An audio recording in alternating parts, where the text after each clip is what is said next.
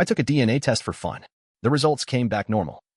Until I got an email from the company. We need to speak immediately. Do not share your results with anyone. What they told me. It changed everything I thought I knew about myself. My name is Alex, and I'm 34 years old, living in Chicago. I grew up as an only child. My parents, Mark and Susan, were wonderful people who raised me with love and care. They both passed away a few years ago, leaving me with fond memories but little knowledge about our family's history.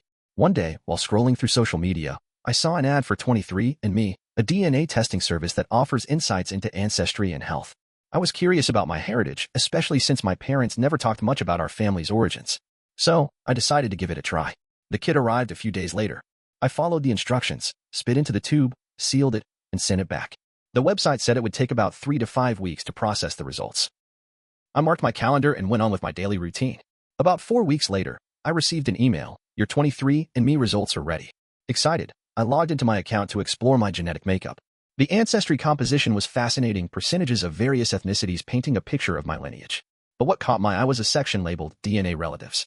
I clicked on it, expecting to find distant cousins at best. To my astonishment, at the top of the list was a match labeled parent. My heart raced. How could that be? My parents were deceased, and as far as I knew, I had no other living relatives. The match's name was Michael Thompson, a 52-year-old man from New York City. Confused and curious, I sent him a message through the platform. Hi Michael, I noticed we have a significant DNA match. I'm trying to understand our connection. Could you shed some light on this? Best, Alex. Minutes later, a reply came. Dear Alex, I've been waiting for this day. I believe I'm your biological father. We need to talk. Please call me at your earliest convenience. Michael, my hands trembled as I dialed the number he provided. After a few rings, a deep voice answered. Alex. Yes, it's me, I replied, my voice quivering. Thank you for calling. There's so much I need to tell you, Michael began. He explained that he had been a sperm donor in his early 20s to finance his college education. He had signed agreements ensuring anonymity, but with the rise of at-home DNA testing, anonymity was no longer guaranteed. He had been contacted by several individuals over the past year, all revealing themselves as his biological children. I never imagined this would happen, he admitted. But I'm here now, and I'm willing to answer any questions you have. Over the next few weeks, Michael and I exchanged numerous calls and emails. He shared stories about his life, his family, and his reasons for donating. I learned that I had at least 5 half-siblings scattered across the country, all products of his donations. While Michael was open and welcoming, the news unsettled me. My sense of identity felt fractured. The man I'd called Dad all my life wasn't my biological father. Questions plagued me. Did my parents know? Had they intentionally kept this from me? I sought out my parents' closest friends, hoping for answers. Over coffee, Mrs. Jenkins, my mother's best friend, hesitated before speaking.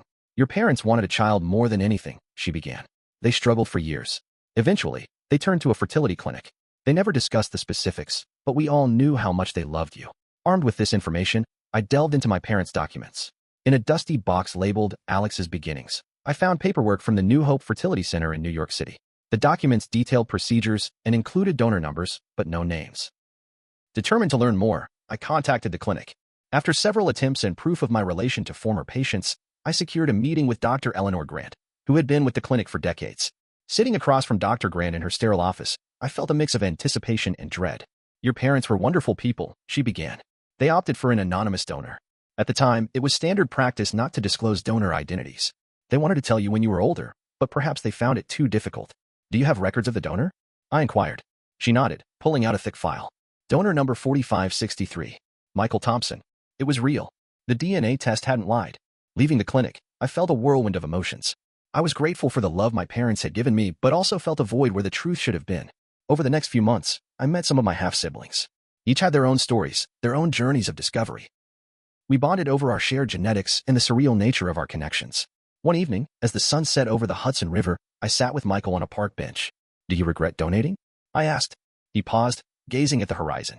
At the time, it was just a way to make ends meet. I never thought about the future implications. But meeting you, knowing you, no, I don't regret it. I'm sorry for any pain it's caused you, though. It's been a journey, I admit it. But I'm glad to know you. As the months turned into years, Michael became a part of my life. Not replacing the father who raised me, but adding to the tapestry of my story. My half-siblings and I formed a unique family, bound not by upbringing, but by the threads of DNA. Life has a way of unraveling truths when you least expect it. A simple test, taken on a whim, redefined my existence. But through the chaos and revelations, I found a broader sense of family and a deeper understanding of myself. To anyone considering a DNA test, be prepared. You might discover more than you bargained for. But sometimes, the unexpected leads to the most profound connections. About a month after meeting Michael in New York, I was finally starting to feel like I had both feet on the ground again. I'd accepted that I was donor conceived. I'd started texting with a couple of my half-siblings regularly. I even told a few of my close friends, who were just as shocked as I was.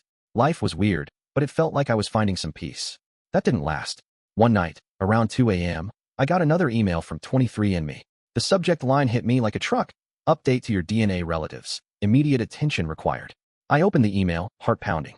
There was a new relative match. Another parent match. I stared at the screen, confused. It wasn't Michael. This time, it was a woman named Hannah Reed. Age 54. Location, Scottsdale, Arizona. And next to her name, in big bold letters, mother, 50. 0% DNA shared. I felt sick. My mom, Susan, raised me. She was the kindest woman I've ever known. I had no reason to doubt she was my biological mother. But now this test, the same test that already blew my world apart, was telling me something even worse. Was my mom not my mom? I didn't message Hannah right away. I couldn't. I just sat in the dark, going through old photo albums, trying to see her face in mine. My mom and I never looked that alike. I had darker features, brown eyes like my dad's, olive skin. My mom was fair with light eyes. But I always chalked that up to genetics being weird. I never questioned it. Why would I? I finally worked up the courage to message Hannah the next day. Hi Hannah, this might be strange, but we matched on 23andMe, and it says you're my biological mother. I was raised by someone else, Susan, who passed away. I'm trying to understand what's going on. Do you know anything about this? Alex, she didn't respond right away. A full day passed. Then another. My anxiety was through the roof. I didn't eat. I couldn't think. I just kept refreshing the app. Then, on the third day, she replied. Alex, yes. I've been waiting for this message. I've known about you for years. I wasn't allowed to contact you, but I've thought about you every single day. Can we talk? I will tell you everything. I gave her my number. She called that night. Her voice was calm, steady, almost too calm. Like she had practiced this. I was 25 when I had you, she said. I was a surrogate. I carried you for another family. A closed agreement. I wasn't supposed to know anything about where you went. But after you were born, I couldn't stop thinking about you. Eventually, I found out the names of the couple who took you. Mark and Susan. I couldn't breathe. They told me they used a sperm donor, not a surrogate. I believe they told you what they wanted to believe, she said. I never donated an egg. You're biologically mine. And the donor sperm was from someone named Michael Thompson. Everything in my brain scrambled. My dad wasn't my biological father. My mom wasn't my biological mother. The people who raised me were strangers to my DNA. My whole life was a lie. I asked her for proof. She emailed me scanned copies of legal paperwork from 1990. The contract was there. Surrogacy agreement, closed adoption, medical details that matched mine exactly. I didn't sleep for 2 days. I started looking deeper into my parents' lives. Not the ones who raised me. The ones who made me. I found out Hannah had never had other children. She had married once but divorced a year later. She lived alone in a small house in Scottsdale and worked as a librarian. Michael, on the other hand, had remarried. He had 3 kids with his wife. I hadn't told him about Hannah yet. I didn't know how. That wasn't even the worst part. A week later, I got a call from a blocked number. Is this Alex? The woman said. Yes. My name is Clara. I work for 23andMe. I'm calling because there's been a flag on your account. A flag? I asked. What do you mean? We can't go into all the details over the phone, but we have reasons to believe that your DNA results are linked to an open criminal investigation. You'll be contacted by law enforcement soon. What the hell are you talking about? I'm sorry, but that's all I can say right now. Then she hung up. I stood there in the middle of my apartment, feeling like the walls were closing in. An investigation? Criminal? What did my DNA have to do with that? I waited. For days. Every knock on the door, every phone call, my heart jumped. And then it came. 2 detectives showed up at my door. Badges out. Real serious. Are you Alexander Reed? I nodded. I hadn't heard that last name in years. I guess Hannah must have listed it on the birth certificate. We're investigating a cold case from 1990. A newborn who went missing from a hospital in New York. We have reason to believe that newborn was you. My knees almost gave out. They told me a baby boy had disappeared from Mount Sinai Hospital in Manhattan the night he was born. A nurse on the shift had gone missing the same night. It was a story that barely made the news back then. No suspects, no arrests. The baby was never found. They said my DNA came up as a match to the missing infant after someone reopened the case and uploaded DNA from an old hospital sample. The match was so close they couldn't ignore it. I told them about Hannah. I told them about Michael. I told them everything I had learned. One of the detectives nodded slowly. We've already contacted Hannah. She confirmed she gave birth to a child in that hospital the same night. But the paperwork from the surrogacy agreement disappeared years ago. There's no legal adoption record in the system. I felt like I was sinking in concrete. Are you saying I was stolen? We're not saying anything yet, the other detective said. We're saying something doesn't add up. And we need your help to figure out what happened. So now, my life is a full-blown investigation. I don't know who I am anymore. I don't know who raised me. Not really. I don't know if they adopted me or if they did something worse. I don't know if I was a victim or part of a secret no one ever wanted to come out. But one thing I do know, I'm going to find out the truth, even if it ruins everything. I thought things couldn't get more messed up. But they did. Way more. 2 weeks after the detective showed up, I flew out to Arizona to meet Hannah in person. I needed to see her face. I needed answers that couldn't be said over a phone call or email. We met at a quiet diner in Tempe. She looked nervous but held herself together. She handed me a folder right away. "This is everything I've been able to dig up since we last talked," she said. Inside were photocopies of medical records, a faded hospital bracelet with a baby's name scribbled in marker, Baby Reed, and a letter, an anonymous letter, dated 3 months after my birth. It read, "You don't know me, but I know who you are. What they did to you was wrong. That baby wasn't supposed to go home with them. Keep your mouth shut or you'll regret it. Forget this ever happened." I looked at Hannah. Where did this come from? It was in my mailbox one day. No return address. I was terrified. I thought maybe I imagined it. But now I don't think I did. That night, I stayed in a hotel. I couldn't sleep. My head was spinning. If what she was saying was true, someone had known for years that something shady happened when I was born. Maybe my parents weren't just adoptive. Maybe they were part of something darker. I decided to dig deeper into Susan and Mark's lives. They'd passed away before I ever questioned anything, but maybe someone close to them knew something. I remembered my dad's old business partner, Ron. He used to work with my dad in a small real estate firm back in the 90s. I found his number and called him. At first, he was friendly. "Alex, wow, it's been a while. Your dad was one of the good ones." But when I started asking about the adoption, if he knew how they got me, his tone shifted fast. "Why are you asking about that now? I just found out I was donor conceived and maybe adopted. Or something. I need to know the truth." He was quiet for a second. Then he said something that made my skin crawl. "I always wondered if they paid someone off. Mark was desperate, man. Susan had a breakdown after her second miscarriage. They didn't qualify for a regular adoption. He mentioned doing something unorthodox. I didn't ask. I didn't want to ask. Unorthodox how? I pushed. Like, under the table. No agency. He said, "We're getting a baby one way or another." And then, poof, 6 months later, there you were. I couldn't even respond. I hung up the phone. I started wondering if my parents had found Hannah somehow. Maybe they bypassed the legal system. Maybe they took me without anyone's knowledge. But then why the hospital records? Why the missing paperwork? Then, I got another twist thrown at me hard. I got an email from one of my half-siblings, Jake. He'd done his own digging after I told him about Hannah and the investigation. He found something I hadn't even thought to look for: old court records involving Michael Thompson, our dad. Jake sent me the documents. 23 pages. It turns out, Michael had been sued in the early 2000s. Not by a child or a partner. By a fertility clinic. Apparently, Michael had lied on his original donor paperwork. He claimed to have no genetic conditions. But he was later diagnosed with a rare neurological disorder. One that doesn't show symptoms until later in life. The clinic sued him for fraud, claiming he put families at risk. It never made headlines, and it got settled quietly. I confronted Michael. "You lied," I said over the phone. "You lied to them. To all of us." He was quiet for a long time. Then he said, "I didn't know back then. The symptoms started showing years later. I was scared. I didn't want to lose my family. I didn't know they'd ever find out." "You didn't think we deserved to know?" "I do now," he said. "I'll send you the full medical history." I should have done it sooner. I hung up again without another word. Then, it got even worse. Remember those detectives? They came back. They'd found the nurse who vanished the night I was born. Or rather, they found her grave. She died in a car crash in 1991. But before she died, she moved to a cabin in upstate New York. A place with no phone lines, no neighbors, nothing. When they searched the cabin, they found old hospital badges, journals, and pictures. Pictures of newborn babies. One of them was clearly me, hospital tags still on my wrists. In one of her journals, she wrote, "They promised me money. Said it was for a couple who couldn't have kids." I didn't ask questions. I just delivered the baby, gave him to the man in the parking lot. I haven't slept since. They showed me that journal entry. I almost threw up. Now it was starting to look like it wasn't just a shady adoption or mix-up. It was a full-on black market baby handoff. And my parents, Mark and Susan, might have been in on it. But why? Why go through all that trouble?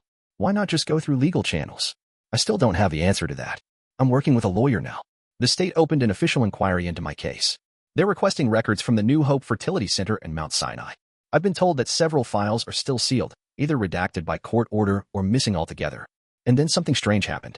Last week, I got another email. It was from a burner address. No name, no subject, just a short line of text. "You don't know everything. Be careful who you trust. Some stories are better left buried." That's where I'm at now. I don't know who sent it. I don't know if it was a threat or a warning. I don't know if Michael's telling me the full truth. I don't know if Hannah knew more than she let on. And I don't know what Mark and Susan were involved in, or if they were victims themselves. All I know is that the story of my life is still unraveling. And the deeper I go, the darker it gets. I was done chasing shadows. After the burner email, I hit a wall. I wasn't sleeping. I wasn't working. I was drowning in questions with no answers. Everyone around me had secrets. Michael lied about his medical history. Hannah swore she was only the surrogate, then changed her story. And my so-called parents? Their names were tied to what was starting to look like a black market adoption, or worse. So I did something reckless. I set up a meeting. All of them in one place. I rented a small conference room at a Marriott near the airport in Chicago. Neutral ground. I emailed everyone. Michael, Hannah, my lawyer, the detectives, even Jake, my half-brother. And I made it clear, if they didn't show, I'd go public. Media, lawsuits, everything. They all came. Michael walked in first, quiet and tense, his face pale. Hannah arrived next, avoiding eye contact. Jake looked completely overwhelmed, but stayed in the back. The detective stood along the wall, neutral. My lawyer sat beside me, just nodding, taking notes. I had printed copies of everything: birth records, DNA results, court papers, hospital documents, even the journal from the dead nurse. I laid them out on the table. Then I said, "We're not leaving until I get the full truth." Silence. Then Hannah broke. "I didn't want to lie," she said, eyes full of tears. "I was told you'd go to a loving couple, that it was all legal. But after I gave birth, I never saw paperwork. I never met the adoptive parents. I got cash in an envelope and a letter saying it was done." Michael looked like he wanted to sink into the floor. The lead detective spoke up. "We believe Mark and Susan were involved in a coordinated effort to bypass adoption laws. There are signs they were part of a network that recruited desperate surrogates and paid off hospital staff." Michael flinched. "I didn't know," he muttered. "I swear to God, I didn't know. I donated sperm. That's it. I didn't know my donation was used like that." Then I said the thing that had been boiling inside me for months. "So who actually raised me? My parents? Or traffickers?" Hannah sobbed. Michael just shook his head. And Jake, sweet Jake, stood up and shouted, "He's your dad, man. Not Mark.